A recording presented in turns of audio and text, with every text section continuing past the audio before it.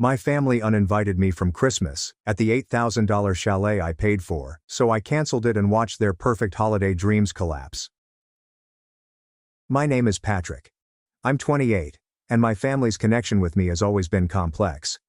From the outside, we appear to be the picture-perfect suburban family. Dad, with his tidy business attire and know-it-all attitude. Mom, who insists on keeping the peace yet always appears to support him. My younger sister Vanessa, the golden kid, could set the house on fire and still be described as spirited rather than reckless. Then there's me, the one who always worked hard, tried to keep my head down, yet still got treated like an outsider. For as far as I can remember, Christmas has served as their platform. Each year followed the same pattern. Vanessa received the spotlight. Dad delivered platitudes about family values, and Mom preoccupied herself with making everything appear ideal while ignoring the less-than-perfect comments hurled my way. I learned to deal with the passive-aggressive jabs, comparisons, and tiny reminders that I wasn't quite one of them as Vanessa was. However, over the last year, I began to suspect that something had changed. I had a solid job and a steady paycheck, and for once, I wanted to contribute to the holiday to make it feel like I wasn't simply a bystander in their world. That's how the chalet arrived. I found this lovely cabin-style chalet in the Highlands. Snow all around, a wood-burning fireplace, and large windows facing out into the slopes. It was the type of vacation destination that people put on postcards. I spent weeks looking for the appropriate spot, calculating my budget, and finally booking the entire place. $8,000 went quickly, but it was worthwhile because I hoped this year would be different. Maybe they'd realize how much I cared and wanted to be a bigger part of the family Christmas ritual. I also texted Dad the hotel confirmation so he could boast to his buddies. He didn't thank me. He just remarked, "Good. That's the least you could do." At the time I dismissed it. That was just Dad, never giving me credit and never saying no. However, when December approached, the Fishers reappeared. Vanessa kept saying it was her chalet trip, as if I had planned it for her. She even mentioned it on social media, stating, "Can't wait for our family Christmas at the chalet Dad rented." That stings. I was not even mentioned. When I questioned her why she phrased it that way, she simply smiled and said, "Relax, Patrick. No one cares who booked it. It's all Dad's idea anyway." That should have been my first major clue. I still wanted to believe. I hoped that once we arrived, they might surprise me with some gratitude. Instead, everything came to a head on a typical Wednesday night in early December. I had swung by my folks' place after work to drop off some boxes of decorations I had bought up. They were sitting in the living room sipping wine as usual, and Vanessa was spread on the couch, discussing what outfits she would bring. I was about to add how I had stocked up on supplies for the chalet when Dad interrupted. "You're not invited to Christmas this year," he yelled, as if he were instructing me to take out the trash. I froze, the words barely registering at first. "What?" I said, wondering whether I had misheard. "You heard me," he replied bluntly, swirling his wine glass. "It's going to be a family-only Christmas. We don't need complications. You can do your own thing."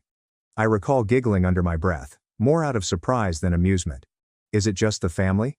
I am literally your son." Vanessa sneered at me from the sofa. "Dad just means it's going to be less stressful without you. Don't make a scene, Patrick." And Mom, sweet, always neutral Mom, just gave me a pitying look, as if I were a stranger looking for a place to stay. "Maybe it's for the best, dear. We want peace this year." I can't put into words how I felt at the time. Yes, it hurts. Betrayal, of course. But largely it was this cold clarity, like if a curtain had fallen and I could finally see them for who they truly were. For years, I had been pursuing bits of validation, attempting to fit in, and in one remark, Dad made it clear that I never did. I did not argue, I did not beg. I just nodded, laid the box of decorations down on the floor, and said, "Fine." They undoubtedly assumed I was upset, that I'd go home and cry about being excluded, but in reality, my thoughts were already moving. I remembered the chalet reservation that was in my inbox, the one booked in my name, using my card and money. And as I walked out of their house that night, with their smug expressions behind me, I realized something. They thought they had Christmas wrapped up, that they could obliterate me as if I were nothing. They had no idea what was coming. That night, I got down at my laptop, opened up the bank transfers, and secretly transferred the holiday monies I had sent to Dad back into my account. $8,000 fell back into its proper location. Then I opened the chalet reservation, and with a simple click, canceled it entirely. No penalty. It was still early enough. The best aspect was that the booking was in Dad's name on paper since I wanted him to feel involved. But the payments were mine, so when the cancellation went through, the credit was returned to me. I didn't tell them, of course. I went to bed with a peculiar calm, partly expecting a fallout. The next morning, my phone lit up like a Christmas tree. I had 31 missed calls, 12 voicemails, and one message that stopped me in my tracks. And that's when things really started to disintegrate. My father sent the message, which was short and to the point, as if he still had control of the situation. Call me back. Now. I didn't. I sat there with my coffee, reading through his prior voicemails, each of which was angrier than the last. First, there was confusion. Patrick, there's a mistake. The chalet reservation isn't showing up on my account. Call them and fix it. The tone switched to annoyance. This isn't funny. If you're pulling some stunt, you better undo it immediately. Finally, the inevitable wrath. You think this makes you clever? You've embarrassed me, Patrick. Do you understand that? Fix this. Now. He was shamed. That was what mattered most. Not the fact that his son was reportedly not invited to Christmas. Not the sheer chutzpah of dumping me after I'd paid for everything. No, the main sin here was that his friends and extended family would soon learn that the big chalet trip was not going to happen. His pride had been harmed, and in his society, it was unforgivable. Vanessa began contacting me about midday. Her tone was harsher than Dad's, less furious and more entitled. Are you seriously doing this to us? You promised we'd have Christmas at the chalet. All my friends know about it, Patrick. I already told everyone. Do you even care what this does to me? I could almost hear her whimpering voice through the text. I didn't respond. Silence was more powerful than any words I could have typed back. That nightfall, however, the real games began. Mom arrived at my place unexpectedly, bearing a casserole, as she often did when she wanted to soften terrible news. She let herself in using the spare key I hadn't aware she still possessed. Patrick, she murmured with a studied, charming tone. I believe we got off to a bad start last night. You are aware of your father's harsh language at times. He didn't say you weren't welcome. It was simply tension talking. I stared at her, really curious. So now I'm invited? Her smile faded, but she continued. Certainly. But only if you resolve the chalet issue. Your father's reputation is at stake, and many are looking forward to this trip. It would mean so much to everyone if you just handled it quietly. The manipulation was so obvious that I almost laughed. It was not about me being included. It was about me cleaning up their messes. I inquired, and if I don't? She placed the casserole on my counter, folded her hands together as if praying, and groaned. Then I'm afraid you'll be making things very difficult for this family. Do you really want to ruin Christmas for your sister? It was back there. Vanessa prioritizes her happiness above all else. I remembered birthdays when Mom received extravagant gifts while I received utilitarian items such as socks or notebooks. I remembered when she crashed my car and my parents advised me not to be selfish because Vanessa had been through enough stress. The same trend was repeating. My sacrifice. Her spotlight. I did not give Mom the reaction she expected. I just remarked, "Thanks for the casserole," and accompanied her to the door. She stared at me with a sad little expression, as if I were the problem child throwing a tantrum, and said, "Your father is very disappointed in you." That night, Vanessa connected me to a new group chat she had formed. The name of it is Christmas at the Chalet Snowflake Christmas Tree. The irony almost killed me. She must not have understood I had canceled everything because her messages were full of gushing about ski suits, champagne, and Instagram photographs she'd take by the fireplace. Dad said, "I'll handle the wine. Don't worry." Mom responded emojis. It was as if they were attempting to make me disappear, despite the fact that I was the one who made it possible. Finally, Vanessa tagged me. "Patrick, could you please send the updated booking confirmation? Dad wants to ensure that the dinner reservations are set up." I glanced at the message for a long time, unsure what to do. Every instinct pushed me to tell the truth right then in the chat, to expose them as the greedy, entitled family they'd always been. But something inside me said it wasn't time. Not yet. Allow them to spin their dreams a little longer. Let them believe that everything was under control. The longer they dangled on the hook, the more satisfying it would be when reality finally snapped tight. The anxiety just increased from there. Over the next week, they began throwing signals to extended family members, boasting about the chalet trip and implying that Vanessa was somehow hosting it. One of my aunts even contacted me, perplexed, saying, "Your sister told me you're not coming this year. That can't be right, can it?" When I gently told her that Dad had uninvited me, she gasped and exclaimed, But you're the one who paid. Word spread. I could sense their immaculate little facade breaking around the edges. And with each crack, their texts became more frenzied and desperate. But nothing prepared me for the night Dad personally arrived at my apartment door. Not with rage this time, but with something far worse. False charm. He stood there in his pressed coat, holding a bottle of wine, as if we were longtime friends. "Patrick, son," he spoke smoothly. "We need to talk about this chalet situation. I know you're upset, but let's be adults. We can work something out." That's when I knew they weren't simply panicked. They were scheming. Dad did not go inside right away. He stayed at the doorway like a salesman who refuses to leave until you sign on the dotted line. He smiled. But it wasn't a warm one. It was the tight, calculating style that I had seen him use in business meetings when I was younger. The sort that said he was already planning 10 steps ahead, and I was just another pawn. "Can I come in?" he inquired finally. I hesitated, but curiosity got the best of me. I opened the door wider to let him enter. He placed the bottle of wine on my counter without asking, as if he owned the place. We sat across from one another, the stillness lengthening. Then he leaned forward, elbows on knees, and said, "Listen, about what I said the other night. Uninvited." That was harsh. I was frustrated. You know how things get. I did not respond. I just let him continue talking. He shifted in his seat. "Your sister's been under a lot of stress lately. Her job's shaky. She's worried about money, and this chalet trip, well, it's important for her. She wants to impress her friends, keep her reputation intact. You understand, don't you?" There it was, the speech I had been expecting. Vanessa's sentiments are once again the #1 priority. My role was to fix her life, to ensure she always looked wonderful while I remained unseen. Dad cleared his throat and leaned back. "So, here's what we'll do. You'll rebook the chalet, use your card again, I know you can afford it, and put it under my name so I can manage things properly. In exchange, we will discuss increasing your involvement in family decisions in the future, as you express a desire to participate." More involved, as if I hadn't been attempting to be a part of things all along, as if belonging to my own family was some sort of reward he could dangle in front of me, if only I paid the price. I held my voice steady. "So let me get this straight. You want me to rebook an $8,000 trip after you told me I wasn't invited, just so Vanessa doesn't get embarrassed?" His smile faltered for a fraction of a second before snapping back into place. "It's not about embarrassment. It's about family unity. You wouldn't want to be responsible for ruining Christmas, would you?" I nearly laughed. Family unity. The phrase seemed absurd coming from him. But I kept quiet, allowing the silence to grow heavier. Dad despised silence. He was continually rushing to fill it. And sure enough, he began talking again. But this time his tone was harsher.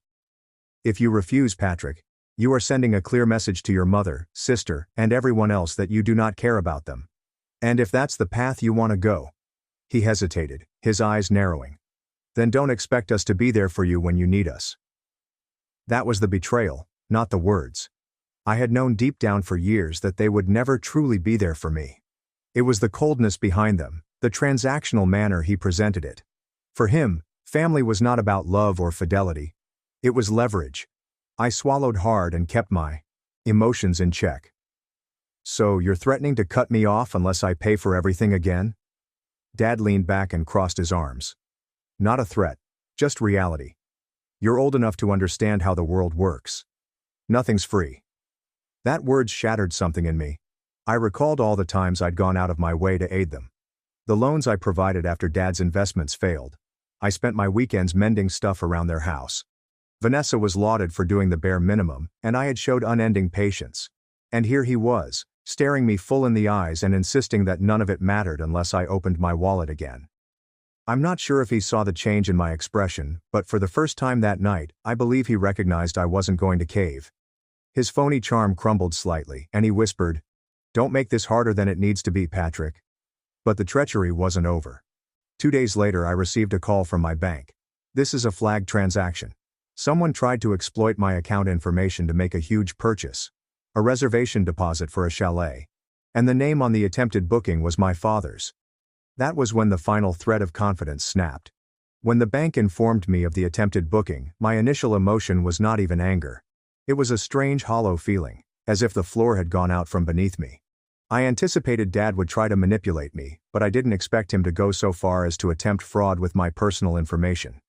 The bank representative politely explained that the transaction was reported because the billing name did not match the account holder. Otherwise, it could have gone through. I thanked them, hung up and sat staring at my phone, stunned. My own father had attempted to steal from me. There was no longer even a slender thread of familial loyalty binding us together. For him, this was about survival. If he couldn't dominate me with words, he'd use money. That night, I did not sleep.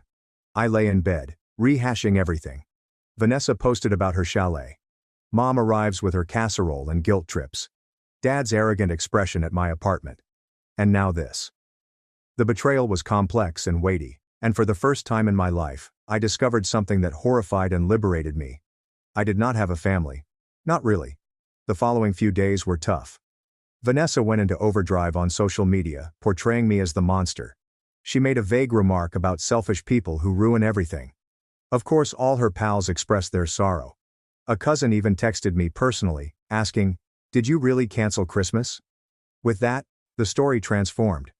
I wasn't just left out anymore. I was painted as the bad person, the reason the family was breaking apart. Mom texted me message after message imploring me to simply fix this. She said things like, "Your father is under so much stress," and, "Vanessa's heartbroken. You know how important this is to her." She never asked how I was doing.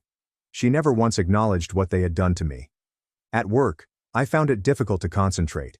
I'd be sitting at my desk, spreadsheets open, but my mind would go back to Dad's expression when he said, "Nothing's free." The words resonated like a curse, reminding me that in his world, love came at a cost. My performance slipped. I stayed late to avoid returning home and being alone in the silence. And loneliness struck me hard. Christmas lights were erected throughout the city. Couples walked hand in hand through adorned streets. Kids rubbed their faces to the toy store glass. Everywhere I looked, people were immersed in warmth, laughing, and unity. And me. I had a one-bedroom apartment and a stack of unanswered texts that reminded me how unwelcome I was. I'll admit, there was one night when I nearly broke. I sat with my phone in hand, my thumb lingering over the "Call Dad" button, hoping that if I just apologized and gave in, I'd be able to reunite with my family. But then I remembered the bank call, the fake booking, and the hollow in my chest that felt different. Resolve. That was the turning point. I started tiny. I gathered all of the documents I possessed, including emails showing the chalet was booked in my name, the cancellation reimbursement, and the bank's highlighted fraud notification. I backed up Vanessa's posts, her texts demanding that I solve things, and Dad's frightening voicemail. For the first time, I stopped reacting emotionally and began viewing the issue as a chess game. Every move they made, I countered. I did not inform them what I was doing. On the surface, I remained calm. I stopped answering calls, ignored the guilt-ridden texts, and let them think I was pouting in shame. Meanwhile, I was building something stronger, something they wouldn't expect. But before I could put my plan into action, they managed to push me lower. One evening, approximately a week before Christmas, I arrived home to find an envelope nailed to my door. The letter was typed, cold, and formal. It was from Dad, albeit signed. In it, Dad stated that I would no longer be welcome at family events unless I learnt to respect their sacrifices for me.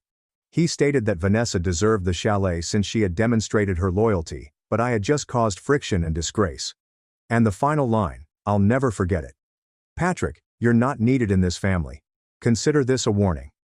I sat on the floor of my apartment, letter in hand, staring at the words until they became blurry. That was the bottom. The type of anguish that settles deep within your chest and refuses to move.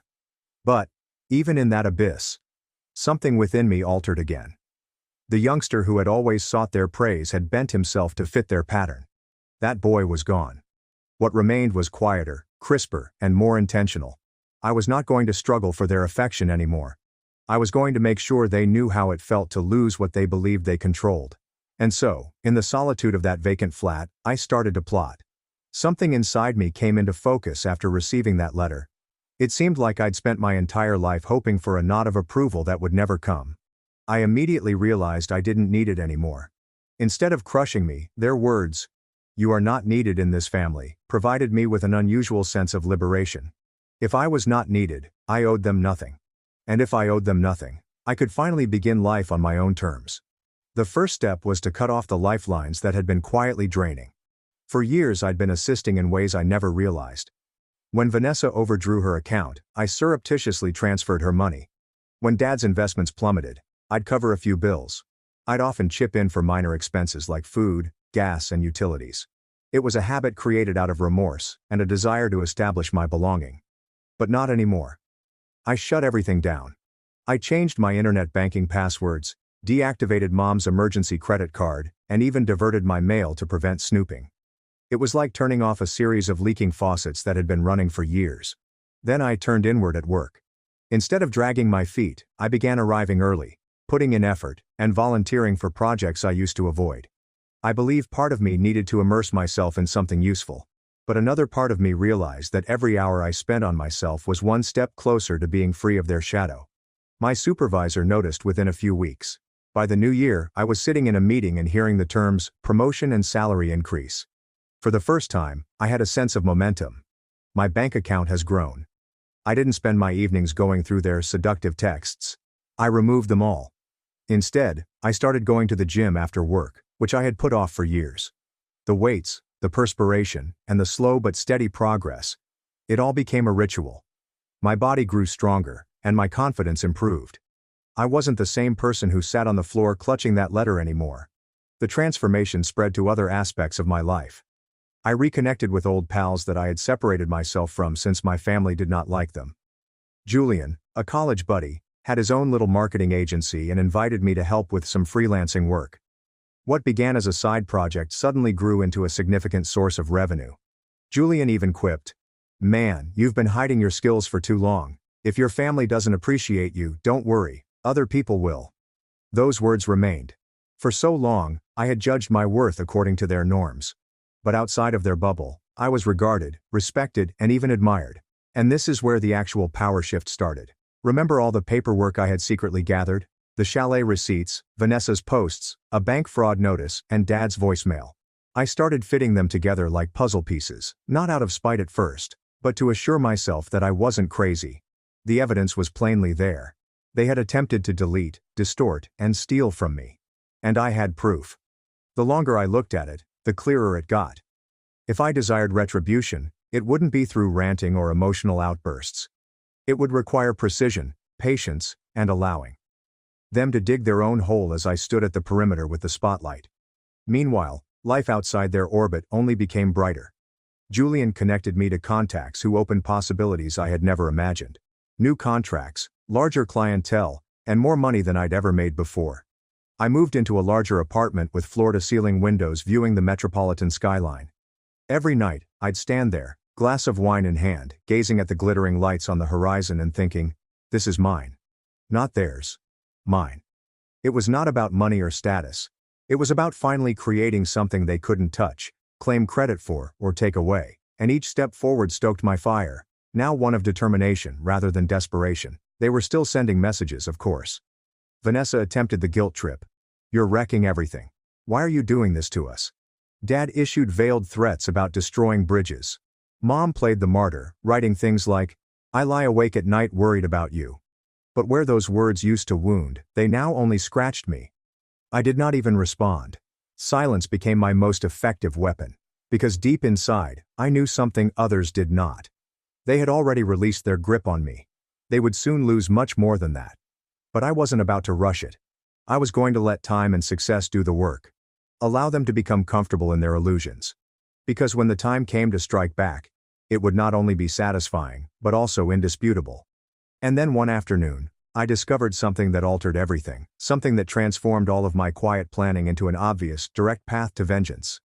The opportunity arose on an ordinary Tuesday, the type of day where nothing stands out until something changes beneath the surface. I was in Julian's office, helping him prepare a presentation for a new client. While he took a call, I glanced through my inbox and saw a message from my aunt. The same one who had contacted me puzzled about the chalet weeks before. She differed from the rest of the family. Not flawless, but less cruel and more attentive. The subject line read, "Thought you should see this." A PDF was attached, containing a scanned copy of an email chain between my father and other extended family. My heart raced as I read. Dad had indicated that Vanessa would be covering Christmas expenses this year. She stood up as the responsible one, and Patrick has decided he cannot contribute. He's humiliated, therefore we shouldn't bring it up in front of him. My stomach twisted. Responsible one. Vanessa had not even contributed a penny. Dad was reworking the story to make me look like a failure. Worse, he was instilling the notion that I couldn't afford goods, that I was somehow beneath them. But as nauseous as it made me, the email was invaluable. It confirmed what I had believed all along. Their game wasn't simply about cutting me out. It was about eliminating me and rewriting the family story so that I was portrayed as weak, selfish, and disposable. And then something occurred to me. If they wanted to play with stories, I'd make sure the truth was loud, clear, and impossible to twist. The time was also great. My promotion had just been completed, tripling my pay. Julian's freelance contracts were booming. My savings account looked better than it ever had. For the first time, I was not simply surviving. I was in a position of strength. Financially secure, professionally respected, socially connected. All aspects of my life they couldn't touch. That night, I began sketching up what I dubbed the reveal. Step 1. Document everything. I created a folder on my laptop with labeled files, including images of Vanessa's social media posts gloating about her chalet, bank bills indicating the money came from me, the cancellation receipt, the fraud warning, and now Dad's email chain. Every lie they said left a paper trail, and I had it. Step 2. Allies. My aunt was already halfway there when she sent me the email. I initially approached her tentatively, just to test the waters over coffee. She acknowledged she had always felt my parents favored Vanessa unfairly, but had no idea how far it went. She told me that your father's pride is his vulnerability. Vanessa believes anything makes her appear nice. Her words remained like pins on a map. Weaknesses, trends, and areas to strike. Step 3. Position myself where they don't expect it. Instead of isolating myself, I resumed attending extended family gatherings, birthdays, informal meals, and anything other than my parents' place. At first, there were whispers, side glances, and awkwardness from those who weren't sure which version of the story to trust. But I remained calm, polite, and present. I did not defend myself. I did not bring up the chalet. I simply let them see me. Stable job, new apartment, healthier, happy. Slowly, uncertainty began to sneak in. People recognized Vanessa's boasting did not reflect the reality they saw in me. And all the while, I was building. Julian referred me to someone who worked in event planning, and it was via this link that I received the idea for the final part of my plan. If my parents intended to utilize family gatherings as a stage, I'd make sure the brightest spotlight was shining squarely on them when the time came. Because power isn't always about having the loudest voice or the strongest grasp. Sometimes it takes patience, silently stepping out of the shadows, stacking the evidence, aligning the pieces, and waiting until your opponents are so confident they've won that they don't notice the earth crumbling beneath them. By the time Christmas arrived, my parents believed they had succeeded. They spent the holidays sulking at home. No chalet, no trip. Yet they said it was my fault, that I had ruined everything. Vanessa made a show of sharing photos with pals at a ski resort she'd named for clout, claiming it was the chalet. To the outside world, they appeared unconcerned. But I knew the truth. And I knew what was coming. Because the following step wasn't only to defend myself. It was about turning the tables, proving to everyone that the son they discarded, erased, and attempted to steal from was not weak. He was the one holding the cards. And the potential to flip the board was closer than they thought. The setting for my vengeance appeared almost too neatly. My aunt called in late January to tell me that there would be a large family gathering to celebrate my grandparents' anniversary. There were more than just cousins and uncles this time. Everyone knew me since I was a child, including aunts, uncles, family friends, and some of Dad's business partners. In other words, the exact audience my parents enjoyed performing for. The moment I hung up, I knew it was time for the reveal. I spent the next week cleaning the evidence folder that I had prepared.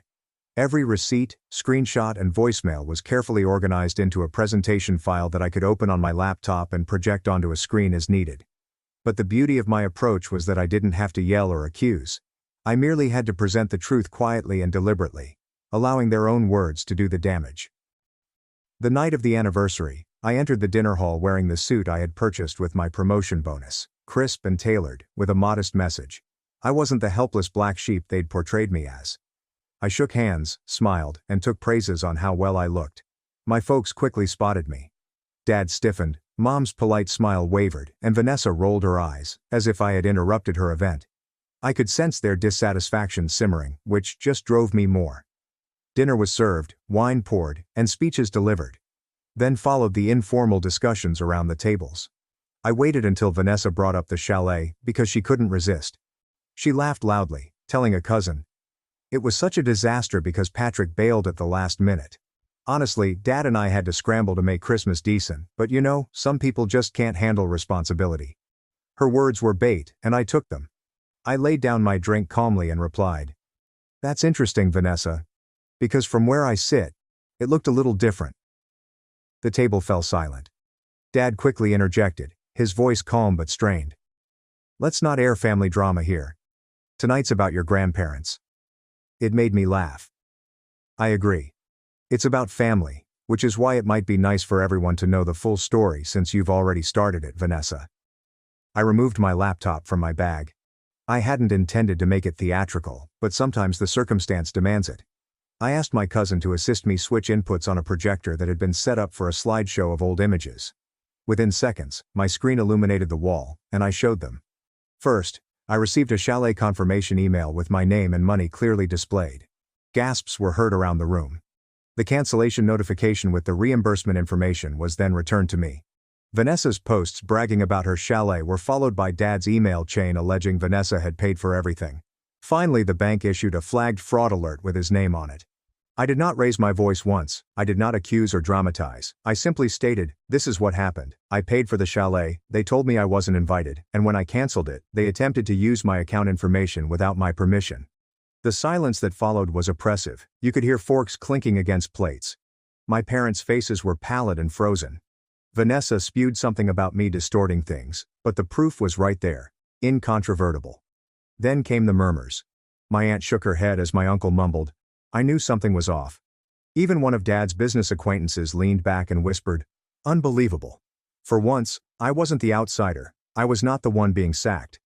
Everyone in the room knew I was telling the truth. Dad attempted to salvage it.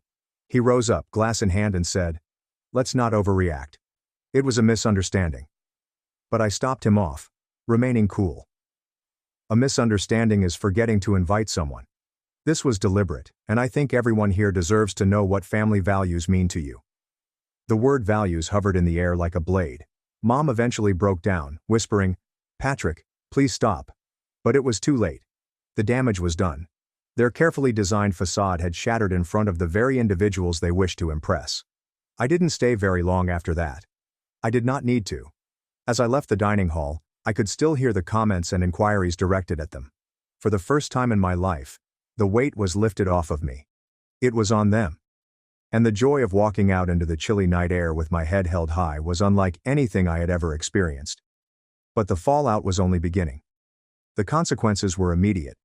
And for once, I did not have to move a finger. My phone was constantly buzzing the morning after the anniversary gathering. Not from my parents. They remained mute. But from cousins, uncles, and even family acquaintances who had been present. The messages had the same tone, disbelief, sympathy, and quiet confirmation. I can't believe they treated you like that. You were correct to show everyone. You are invited to spend the holidays with us instead. Word spread immediately. My parents' reputation, which they guarded so carefully, was in shambles. Dad's colleagues who had attended the banquet stopped returning his calls. A business contact of his, who had overheard the entire chalet disaster, quit a collaboration over worries about ethics. For a man who lived by appearances, it was like seeing his empire disintegrate. Vanessa attempted damage management on social media by posting cryptic claims about poisonous siblings and jealousy, but no one bought it. Screenshots of her original gloating posts had already spread across the family. Every attempt she made to portray herself as a victim simply pushed her deeper. Friends that she had worked so hard to impress unfollowed her. Her small circle of admirers shrank suddenly. And Mom retreated totally. For years she was the peacemaker, smoothing over Dad's rants and Vanessa's entitlement. But after that night, no one was listening to her, let's just move on comments. People interpreted her silence as complicity. I remained quiet. I didn't have to brag. I did not need to say anything. Silence, which I had once despised, had become my most effective weapon. Weeks passed and the distance increased. No more calls, guilt trips, or letters nailed to my door. It was as if they recognized they had no more leverage. And the best part? I didn't miss them. For the first time in my life, I felt light. I had a job, friends, and was becoming more independent. I had peace. Then, one afternoon in March, I saw my aunt again in a cafe. She informed me that Dad tried to throw a dinner to clear the air, but few people turned up. The family was no longer interested in playing along with his vision of reality.